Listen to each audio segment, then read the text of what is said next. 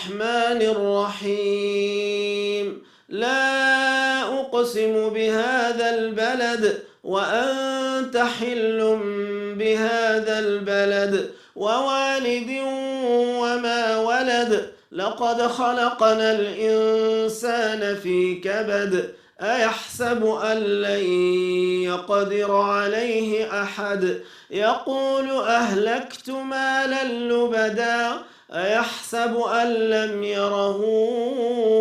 أحد ألم نجعل له عينين ولسانا